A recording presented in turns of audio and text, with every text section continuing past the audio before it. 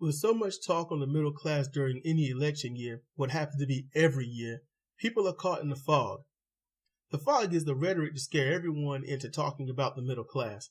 You'll see headlines such as, "The war on the middle class is fading away, the middle class is suffering." Need I go on with the headlines you'll find on all forms of media? I can name a few more headlines. The destruction of the middle class. Where's the help for the middle class? There's more. You can try to make some up, but you can't because it's all out there.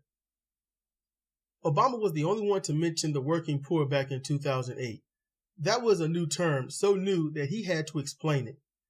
Then he caught heat for bringing it up. Think about that, will you? Obama caught heat from the paid media for bringing up people working. I voted for Obama twice. Once to piss people off, and it was my second time voting, so I might as well vote for blue. I voted for him again because Romney was that bad. You know, the same reason you'll vote for either 2016 candidate and not the one person who isn't like any of them and their yes men VP picks. They all either skip over the middle class or mention it for a quick pop from the people that blindly listens faithfully. The talk on the middle class is all we hear about, and yet nothing on the working poor. You know, those citizens working one or more jobs, making minimum wage. The working poor are purposefully criminally neglected by the citizens, state officials, and Congress, the paid media, and social media. Mentioning this group of people a few times a year is not going to cut it. I, for one, don't care about the ills of the middle class. If they're having financial problems, it is their fault. They need to stop living beyond their means and cut back on their accustomed lifestyles while lending aid to those financially suffering by voting for wage increases just as much as middle class level job growth. Just hang in there with me and let me explain my position. Just 20 years ago, the middle class were people who made $30,000 to $60,000 a year. It changed.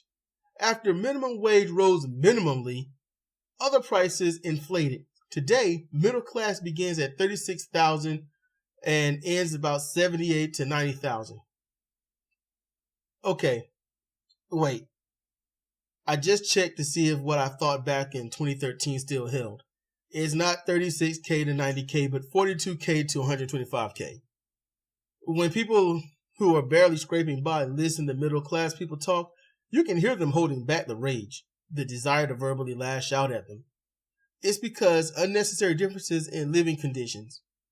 While poor people talk about bills, lack of food, splurging with risk just to get out of the house for a change, the middle class person's suffering is based on if the gardener will arrive on time or how long one of their 2 or 3 cars will be in the shop. This makes the divide between the two classes much like the divide anywhere else in the country. The middle class don't think about the problems of the working poor and usually writes them off as lazy people who don't want to further their education to get ahead. The working poor writes the middle class off as people with no empathy, no remorse, and fully detached from reality. The unspoken difference is the working poor makes too little money to live within any means, while the middle class live outside their means, trying to compete with neighbors or fit in with the upper class, who view the middle class just the same as the middle class view the lower class. We need to stop talking about saving the middle class because they don't offer anything to helping society improve as a whole. People tend to not be able to see the divided classes unless it's people hanging out on the street corners or the side of a shop or fast food restaurant compared to people who are constantly casually dressed or in a suit and driving a new car or at least leasing one. You can see it in neighborhoods of moderate to poor grass, copycat homes, and nearly demilitarized driveways. You can compare that to small or large yards, fair to great lawns, and medium to large homes that look as clean on the outside as they do on the inside. I don't have anything personally against the middle class. Let that be known, and let it be known that I do, however, have a problem with politicians overlooking the backbone of every business as if they are bugs to rid their homes of. In business, you can see the 3 class tiers. Go into any business of any level and you'll see it. The lower class are the grunt workers such as servers, secretaries, table cleaners, and warehouse labor. The middle class will be the managers, head managers, and assistant managers. This will include district managers and the like. The upper classes are the people you rarely see who come in and the managers greet the same way the grunt workers greet the managers. We desperately need to push the grunt worker pay into that of the middle class without inflation of all products to maximize profits from the pay increase. That is how you solve tons of problems and multifaceted divides amongst the people. That can't happen unless we change our perspective on classism, get the right people into business, let the abusive corporations implode from their own greed, and elect progressive and Green Party candidates to every seat we can.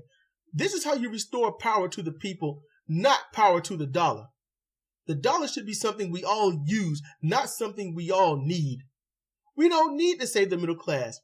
They are just fine.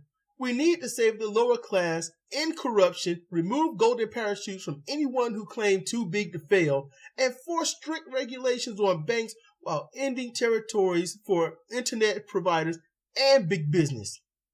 We need to band together, and in this case, we need to do that by simply voting progressive and Green Party while starting businesses and hiring for a larger wage and end the need to maximize profits. It's not dreamy, it's reality. We had it before. We can have it again. There was a point in time when we almost had it perfectly. Corporations were taxed 90% and incapable of sending any job overseas, and it was mandatory for corporation growth to reflect within job growth. It didn't solve every financial problem, but it at least made it so we didn't have to fight new, nearly irresolvable problems before tackling the most basic circumstances. This was when the will of the people had a say in politics. Now, money has the same rights as a sentient citizen, and it's not your grunt level money. It's big money. Money you'll never see because the wealthy don't want you to have it, and the middle class can't find a problem with you being poor so long as you don't bother them. This is Sedrik Cannady for Comparative Reasoning. Thank you for listening.